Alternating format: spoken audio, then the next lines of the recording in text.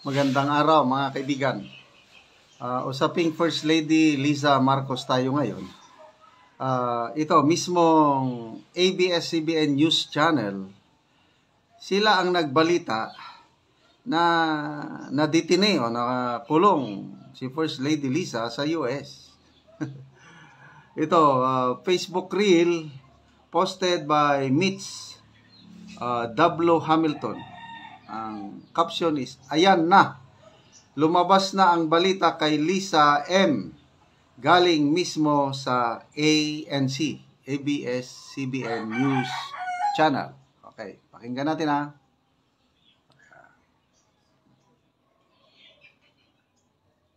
In the U.S., First Lady Liza Araneta Marcos has been detained in Los Angeles in the U.S. First Lady Liza Araneta Marcos has been detained in Los Angeles in the U.S.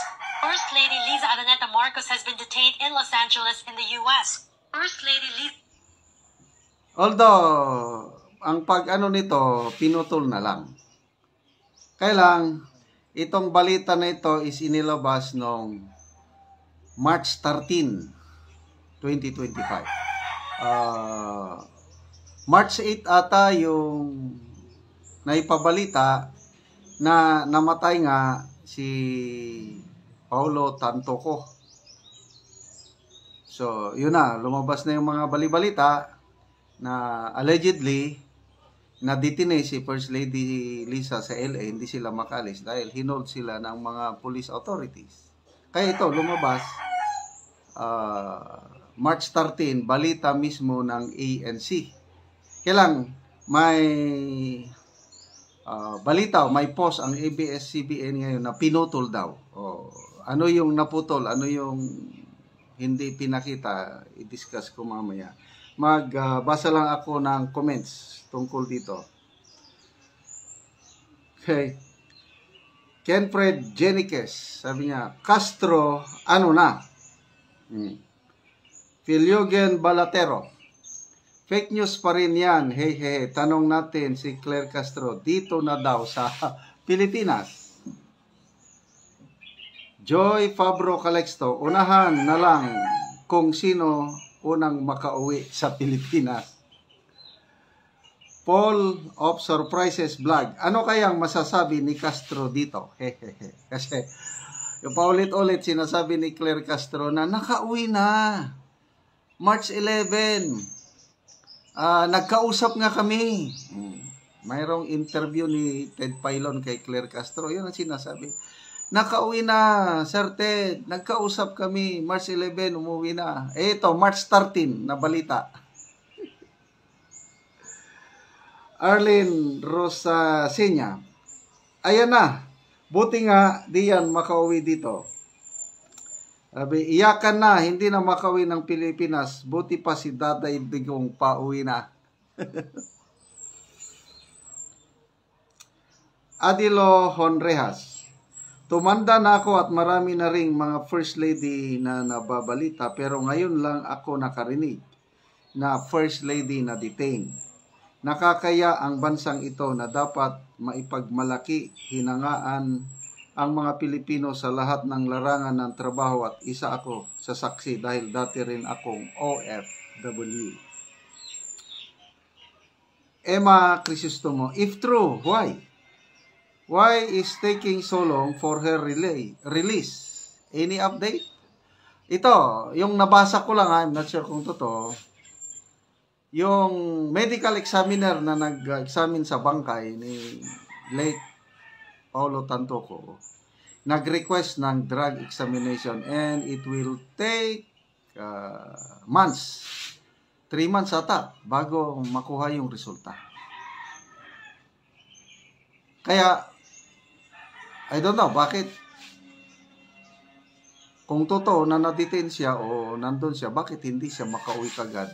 Ako nagtatanong din, bakit hindi pa pauwiin kung nandun siya sa US? Kung nandito naman siya sa Pilipinas, bakit hindi na lang mag-live interview? Yun naman lang ang solusyon, live interview, para matanggal na yung speculation kung nasaan talaga ang First Lady. Esther Ramirez, sabi, di ba? Tama ang ibinalita ni Maharlika at ibang vlogger na sa Amerika, karma is real. Jimmy is timada. Madam Claire, show your evidence na si First Lady nandito sa Pilipinas. Puros picture lang ang evidence. Walang live interview. Connie Kongdon, lumabas na rin ang totoo. Walang usok na nakikimkim.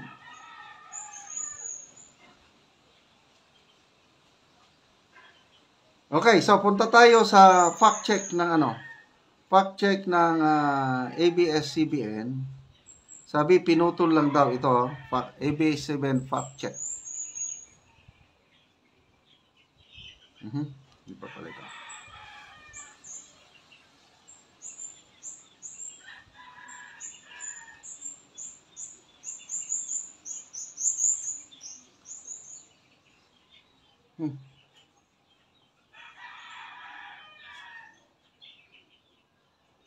Ang sinasabi sa ABS-CBN, ang talagang balita is yung Malacanang dininay yung balita na yun. Na pinasinungalingan yung balita na yun. Yun ang kwento ng kaya nga fact check. Hindi pinutol o tinanggal, dininay, laban, bawi. Binawi ng ABS-CBN yung balita na yon. Kaya lang, very clear man na sinabi. Ulitin natin ito yung sinasabi kong fact check Ba't hindi lumalabas?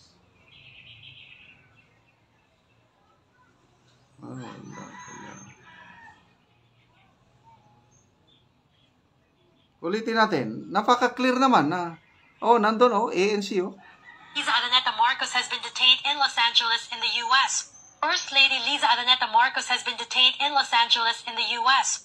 First Lady Liza Araneta Marcos has been detained in Los Angeles in the U.S. Yan ANC First Lady Digital. Liza Araneta Marcos has been detained in Los Angeles. Ang pangalan ng newscaster nabasa ko. Basta na-i-vlog ko na. Ong ata. Certain Miss Ong o Miss Ang.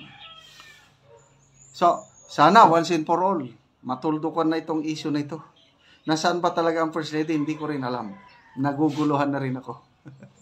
Sana magpakita na sa isang live interview. Okay mga kaibigan, salamat sa inyong pagsubaybay sa ating channel. Nakakatulong kayo ng malaki sa Tribong Talandig ng Bukidnon dahil namimigay tayo out of our salary sa channel nito. Namimigay tayo ng yero at pako sa tribo para ma-repair ang sira-sira nilang bahay. Panoorin